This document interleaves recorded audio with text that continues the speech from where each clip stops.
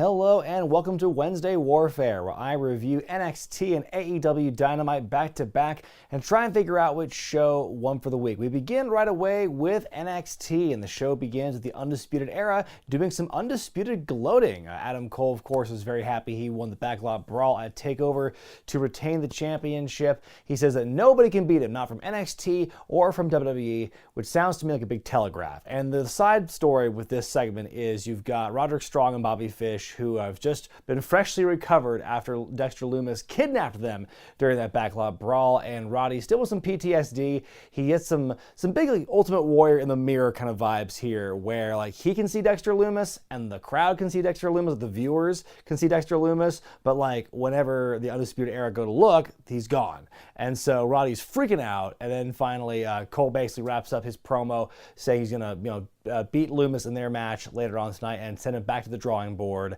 And as they're leaving, Roddy sees Loomis again. Ooh, he's very sneaky. And so that's what basically sets the tone for this episode. I think it was a fine opening promo, kind of setting up what's going to happen in the main event and the overarching story of Loomis still in the head of at least Roderick Strong. Mixed tag rematch from last week as the Garganos take on Mia Yim and Keith Lee, who Beth Phoenix dubbed on commentary Team Yimitless. Team Yimitless, they said. Man, I thought that Limitless Legion with one extra E was too much, but that is a whole other ball of wax. Anyway, this match was pretty entertaining. We actually get some straight up intergender action in this matchup, ranging from like the benign to Keith Lee just like picking up the very small Candice LeRae and putting her off to the side, to a lot of teased things where like Gargano's gonna or when Mia's gonna almost suplex Gargano, but then he gets saved and stuff. Then the intergender moves just end up happening. Eventually, Yim hits Johnny with a German suplex. Lee pounces Johnny Gargano into the two ladies, and Mia sent tumbling out. Lee is just transfixed on her, just avoids everything else going on around him to focus on Mia's status, and then that makes him susceptible to one final beat. But when he falls, Lee crushes Candice LeRae underneath him, which just totally shocked me to see that. And there's this moment of like just shock and regret on Lee's face. He picks Candice up, and then all of a sudden Johnny, like a proper prickish heel, rolls Lee up and gets the pin and the win. And so he runs off, and Candice is like on the floor, just passed out, and Johnny couldn't care less that she was destroyed by Keith Lee, which I think is pretty hilarious. But I think that is just that I have my reservations about heel Gargano when he first turned. And then at Portland, and then after his feud with Ciampa wrapped up with the big street fight they had, I've been totally on board with his character. I think he's been just the right amount of smarmy heel, and I think that this whole thing with Candice, the intergender thing, how that worked out. He's like, oh yeah, he kind of sacrificed her. I think that's so just like vile and evil, but like in a way it's kind of hilarious on its own too. It's just that was a fun way to open the show. We get a backstage interview from Damian Priest the night of TakeOver after his match, and basically he says he puts Finn over, saying, no, the better man won, I got beat. But you know what? It wasn't about winning or losing. It was about making one more step to my name being immortalized. And it was a very like babyface style promo, and so I was wondering, is it just kind of like a rare like show of like humility? Is it like a tweener promo, or are they planting the seeds for a babyface run? And sure enough, my question was answered when right after that we get a promo from Cameron Grimes, who's Cameron Confident Grimes. He's not scared about facing off with Finn Balor again, and he says, I'm not some loser like Damian Priest. And of course Damian walks up to him and then pops Cameron in the mouth. So yes, they seem to be very clearly directing Damian Priest into a babyface role based on this. Hard to tell if it's earned, considering there's no crowd reaction to gauge like how game people are toward that. But on the other hand, NXT needs more upper mid-card and main event babyfaces. So maybe Damian can fit that role. Maybe he can succeed where Corbin has failed. And I think Corbin has played like tweener babyface, close to babyface at some points in his career, but it's never really felt right. I don't know what Damian Priest is like or Punishment Martinez is like as a babyface. So I'm curious to see how they're going to play that role for him. We get a recap package of Io Shirai winning the NXT Women's title at TakeOver, and then we go to our next match as Indus Sher, accompanied by Malcolm Bivens, take on the local Sad Sacks, Mikey Del Bray and Mike Reed. The two bigger men just absolutely destroy these two local men here. I love Rinku's height in the double team finisher they have. I think it's the demolition finisher. He just goes way up really high for the elbow drop and everything. The height and the explosiveness from these guys is really impressive, and so easy win for them. Malcolm Bivens looks pretty happy. For a couple of segments, there's a follow-up to what happened with Cameron Grimes and Damian Priest backstage, where Cameron's saying he can't face Finn Balor tonight because his jaw hurts too much from when Damian hit it. And so you see the referee, Drake Younger, talking on FaceTime with William Regal, and he brings the tablet over to Cameron, who at this point is not even trying to hide the fact he's not hurt anymore. And he walks right into it, though. He got himself caught in the act. So Regal says to warm up Sunshine because he will be facing Finn Balor. I liked this little character work from Cameron this episode. Not just this promo he had earlier when he got popped by Damian, but then also kind of his attitude and his character when he's bragging about how he's not hurt, and then he basically has to own up to his actions and everything. I got more out of him in terms of his character just in this episode than I had in the last couple of promos I'd seen from him, like in the swamp somewhere. We then get a profile on Breezango, the new #1 contenders for the tag team championships. They talk about how they got too caught up in being entertaining and giving out fashion violation tickets. They turned into a punchline. So from here on out, they resolved to leave all of the entertainment outside the ropes and then be all business in the ropes as they get ready for their match with Emporium, as Breeze called them. One interesting thing about this package I noticed was they put over their individual accomplishments. And Fandango, he's no pushover. His first match was in front of 80,000 people, and he won. But tell us, who did Fandango beat? Tell us, guys. We get a recap of the Karrion Kross Tommaso Ciampa match at TakeOver, and we see the post-match interview where Ciampa is disgusted and he fades the interview as he drives off. We then see Rhea Ripley being interviewed. She's upset about losing at TakeOver as well. Then Robert Stone, looking extra disheveled, comes up to her and basically offers to become her manager.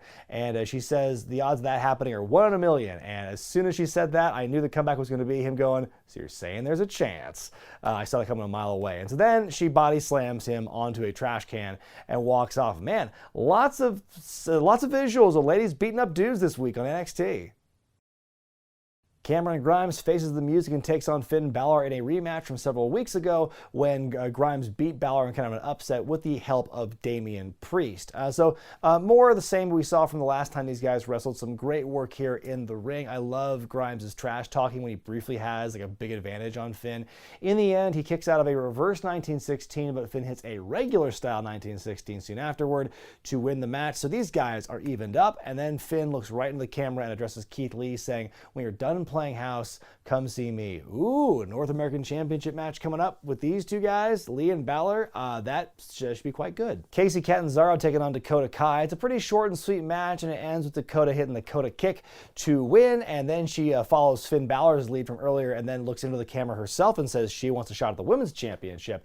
After the match, Dakota and Raquel Gonzalez want to put more of a hurting on her, but then out comes Caden Carter to make the save, but then she gets flattened by Raquel, and Gonzalez looks like a real powerhouse here after all this. The last couple of weeks, and I especially noticed it in the 6-woman tag at TakeOver, and here in this, she's being built up, I mean, I hate to use China as a comparison, but, large built woman who's throwing her weight around on the smaller ladies. That's kind of what comes to mind for me, but I'm here for it. I'm totally here to see what Raquel can do as kind of the powerhouse of the division right now. We get a short vignette featuring Timothy Thatcher, and he's in the ring with 3 just random guys, these silhouettes essentially, and he's welcoming them to Thatch as Thatch Can Wrestling, his style of wrestling. It is brutal, it is barbaric, and sign your waivers because it's going to be happening next week. So basically it sounds like we'll be seeing some vignettes of Tim Thatcher beating the fuck out of people, which I'm all for. It should be a good way to further establish his, his viciousness in the ring, in case what he did with Matt Riddle wasn't enough. El Hijo del Fantasma shows up, the new Cruiserweight champion, to celebrate his win from last week. Doesn't get too far in the promo though when he's cut off by Drake Maverick with some new entrance music. Drake puts Fantasma over and says, they should have been talking about you last week instead of me, all this stuff. But then he said, you know what, I feel invigorated now that I'm a fully contracted NXT star, and I want to challenge you for the belt. And so Fantasma says yes, but before they shake on it, out come the Lucha Kidnappers. And you see Drake and Fantasma, back to back, like they're going to fight off the Invaders. But Fantasma turns around, jumps Drake, and the 3 of them beat the hell out of Maverick. And then afterward, the 2 goons, the henchmen, they unmask to reveal it's Raul Mendoza and Joaquin Wilde, who were kidnapped by 2 guys in masks. So what happened to the guys who kidnapped these guys? Did they kidnap themselves somehow? I don't know what went on with that. But then the big twist at the end, but on top of that, is that Fantasma himself unmasks. He takes his mask off. He announces himself as Santos Escobar, hopefully no relation to Eric Escobar, and that's where the segment ends. And then he also they do like a double splash, do Wild and Mendoza, and then he does kind of the neck twist thing with his ankles to Drake, and that's where it leaves off there. It was interesting. It wasn't a shock that Fantasma was revealed as the leader behind these two guys, because it was kind of made fairly obvious several weeks ago. But then to have a lot of questions I have about, the whole logistics of why are Joaquin and Mendoza, what happened to the guys who kidnapped them? Like I said, like who are those extras? Are those just guys who are on loan from the Dark Order? I don't know how that works. And then the reasoning behind why Santos would unmask himself is a bit disappointing. So far WWE has had a pretty decent track record in the last couple of years of unmasking luchadors, and they do fairly well for themselves. Andrade is a real big example of that, I would say. And you've got maybe Santos Escobar will have the same impact, same effect. It's a bold move for Cruiserweight, for a luchador to unmask like that, but we'll see if that pans out for him. In the Undisputed Base, Roderick Strong discovers another Dexter Loomis work of art, very cryptic imagery of the Undisputed Era members laying in pools of blood, like you do. And then Adam Cole and Bobby Fish go get ready for the match and everything, and Roddy sees Dexter lurking in the window again. Oh, Roddy, you so crazy. We then go to our main event match as Adam Cole takes on Loomis in a non-title matchup. Cole just keeps calling Loomis a freak and a weirdo as the match goes on. And it's very much, the story is Loomis is impervious to pain. He just deflects or he brushes off a lot of the impact that Cole gives him. So it's still very competitive in a way. Loomis is thrown out of the ring at one point. I like this part where he sneaks under the ring before Strong and Fish can attack him, which then allows Loomis to come up from the other side of the ring and get the jump on Cole in the end. Cole blocks Dexter's senton ghost with the Panama Sunrise, but Loomis catches him in the Katagatami. But as he's got him in the hold, though, we get some UE chicanery, which ultimately allows Cole to get the sneaky win. I thought it was a pretty solid main event match. But then afterward, Cole wants to talk some more trash. Loomis catches him in the hold again. Velveteen Dream show up, and the two of them fight off Roderick and Bobby through the back of the area. And so Cole's standing in the ring. Out comes Scarlett. The lights go out, and the spotlight on her. Scarlett walks out, and she presents this hourglass, puts it in the ring, and turns it over so the sand begins to shift through the glass and whatnot. And she walks off. It's this great shot of Cole like clutching his championship nervously as the sand is passing through the hourglass. Here's my question. Does it feel like it's too much too soon for Karrion Kross to be in the NXT title picture? I feel I see some real big similarities between this right now and The Fiend, Bray Wyatt, challenging Seth Rollins for the Universal title. It felt like way too soon. And so it was kind of this unwinnable position they were in, where if he won that match at Hell in a Cell, it would have been too soon. It would have come out of nowhere. But when the fact that he lost, the match was thrown out, people got pissed about that. So what do y'all think about Karrion Kross seemingly being put in this NXT title program so soon after his debut? I'm not saying like Karrion Kross as champion wouldn't be cool, but it's like, should they give him a couple more quick programs to build him up? I wonder how that's going to be played out. What do you guys think? Let me know in the comments section. Time for AEW Dynamite. Justin Roberts is back as ring announcer, and Chris Jericho returns to the commentary desk. He is a bit insufferable, I will say, compared to the stuff when it was just him and Tony Schiavone at the Nightmare Factory for a little while. This time it's all four guys. It's Jericho, Tony, Excalibur, and JR. And that gets really annoying at times, especially because Jericho talks a lot. Like, he really tries to get all his shit in when he's doing commentary for the first few matches of the evening. And, I think he had some good funny moments, and I'll get to those, but I think it was almost a bit too domineering when he was there. But the opening matchup here is FTR making their in-ring debut for AEW against the Butcher and the Blade. There's some managers looking on in the crowd as the match progresses. Lots of good, solid tag team fundamentals. It's pretty much the inverse of what you would see like a Lucha Brothers matchup as it goes on. It's a great showcase for FTR in their in-ring debut here. They do a version of the Power and Glory finisher, the superplex top rope splash combo. Almost goes horribly wrong. I think Dash kind of mistimed or misplaced his aim, but it all worked out okay. The Shatter Machine's been renamed the Goodnight Express, and then the match ends with a spike pile driver on the Blade for FTR to win. Then after the match, FTR is being interviewed in the ring. They're interrupted by the Young Bucks, who say it is they who are the best tag team in wrestling. And then suddenly we see the Butcher and the Blade attack the Bucks again, and then we've got Jimmy Havoc and Kip Sabian also running in. Then you've got Omega and Page running out to try and even the odds. The heels scamper off, and we see this kind of stare down, this tension between FTR, the Young Bucks, and Omega and Page. And so what's going on? A little bit of mystery, as Jericho describes. But I thought it was a pretty solid opening segment. I think that the match they had itself was a really great opener, and like I said, a really great reintroduction for FTR, who we've not seen in action in a bit of a while. Also, points to them because their entrance is apparently now them just driving up in that black truck again. The Natural Nightmares are interviewed backstage. They have a shot next week at the tag titles. Why? Also, Brandy wants to know why Allie is suddenly wearing her own Nightmare Family jacket. And QT's like, oh, I gave her one. She's cool. She's part of the family. She's my girl. And then Dustin Rhodes has to try and talk some sense into QT and tell him to get his head in the game for their championship match next week. And by the way, Allie will not be allowed at ringside. Also, why are they challenging for the tag team championships? Women's tag team match up next. Hikaru Shida and Chris Statlander versus Penelope Ford and Nyla Rose. And simply put, this match was great. It was a ton of fun, just non-stop boom, boom, boom, non-stop action going on. Everything looked on point. I don't think there was any botches happening in this match. It was all just crisp and it flowed so well. Everyone was really great here. At one point, Nyla does her top rope knee drop onto both her opponents at once, which is really impressive. The match ends when Ford decks Shida with the championship belt when the referee is not looking, and then she hits the fisherman suplex to pin and beat the champion, which is impressive. Like I said, really fun match. It was easily one of the best, if not the best, women's match in AEW history. The only one that comes to mind is probably the Joshi tag we saw at Double or Nothing last year. I'm hard pressed to find anything that's really kind of is on the level of those two matches. But yeah, I think it was a great showing. We see a video of Darby Allin getting some skateboarding tips from the legend Tony Hawk, and then we get a Britt Baker update where she basically has an axe to grind with Big Swole, and she says, the whole roster needs a role model, but they have to respect her first. In our next match, we've got a six-man tag. It's the Inner Circle. We got Jake Hager, Santana, and Ortiz taking on the Best Friends and Orange Cassidy. The match starts out as a big brawl. Hager's on top of Orange Cassidy, and Jericho says it looks like Hager is beating up his 15-year-old self.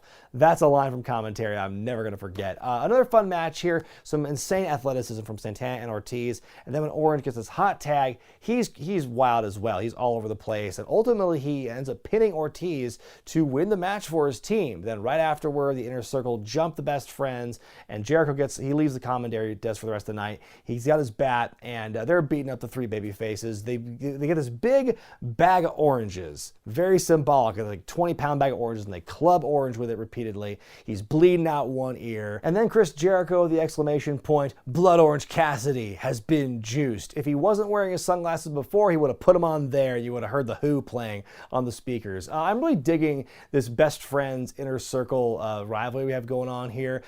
Big, brutal beat down at the end really makes you despise what the Inner Circle's doing here.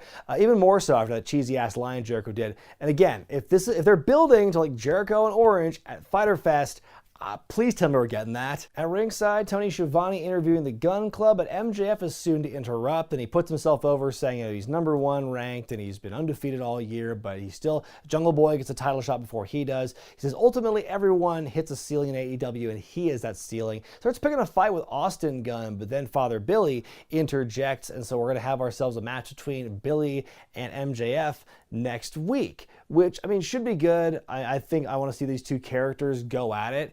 But, I'm going to say this again because I said this a few months ago when Billy Gunn was in a battle royal with a bunch of people. It's really weird optics to see this 50-something-year-old former WWE guy who, even in his prime, still, as big as he wasn't considered a big guy in that company. Here he's towering over these other smaller wrestlers, and they're kind of your typical sized AEW guys.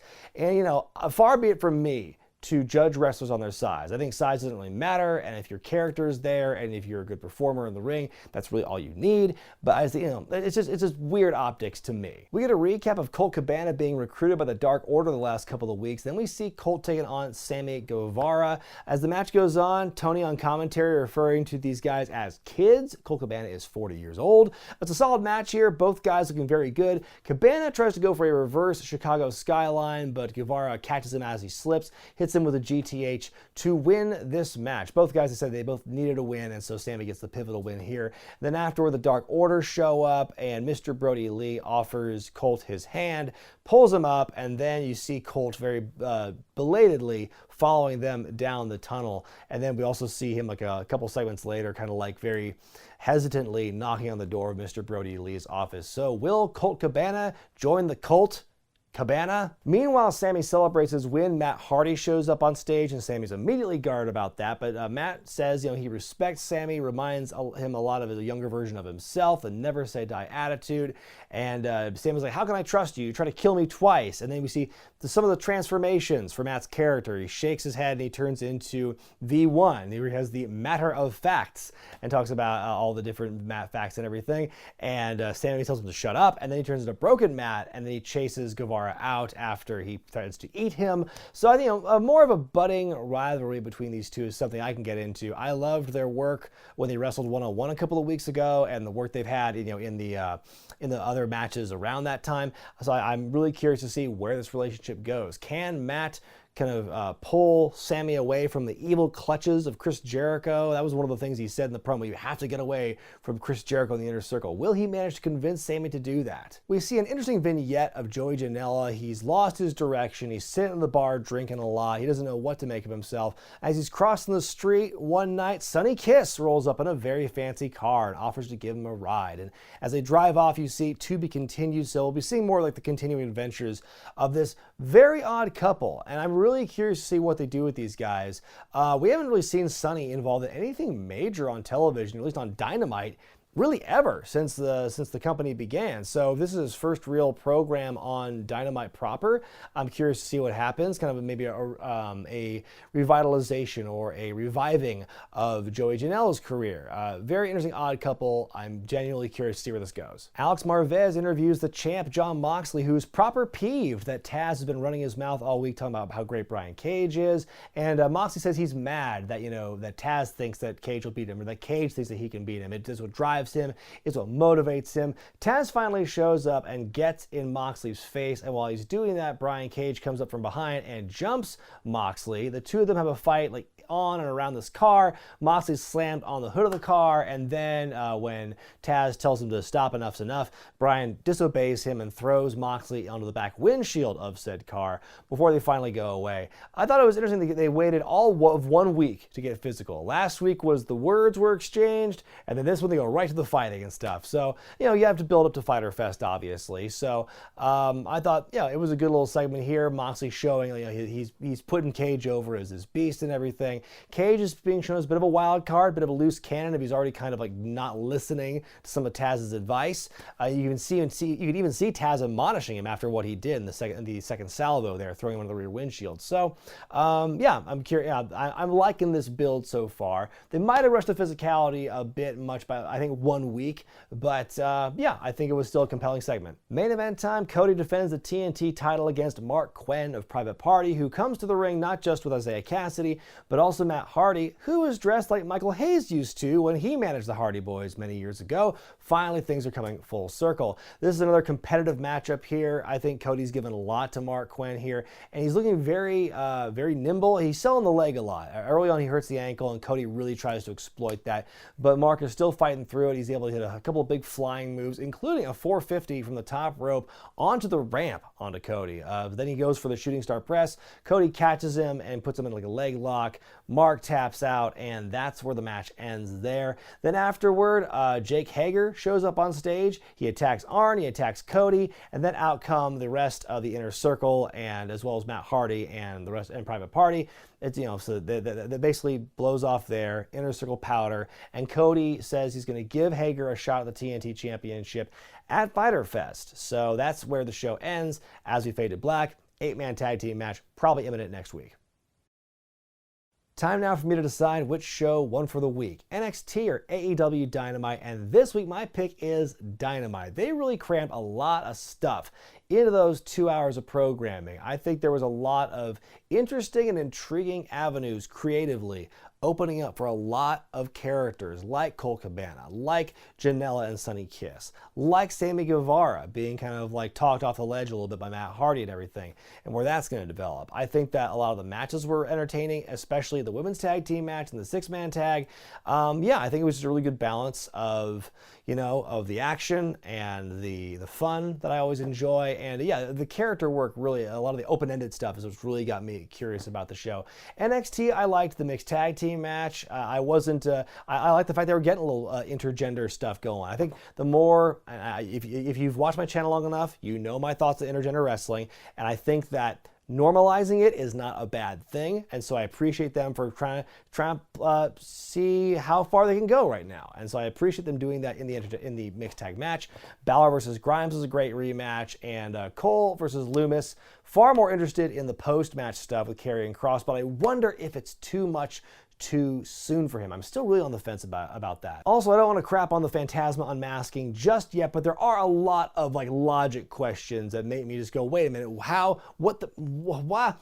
So like, I'm intrigued by it, and I'm gonna wait and see, but right now, just kind of like everything about like the logistics of how that reveal works just has me really confused. And also the logic of them unmasking Fantasma in the first place. I think they really could have had some mileage with him being masked for a while. But c'est la vie. But what did you think of AEW and NXT this week? Let me know in the comment section below. Quick heads up in regards to the SmackDown review this week. It will not be on YouTube. Instead, I'm going to try something a little different. I'm going to give you my thoughts on SmackDown on my Instagram, @BrianZane. I'll be doing a live feed where I just kind of give my quick thoughts, unfiltered thoughts on SmackDown. It's going to be unedited, uncut, uncooked. It's going to be raw, even though it's SmackDown. You know what I mean. I'm Brian Zane, and I'll see you next time.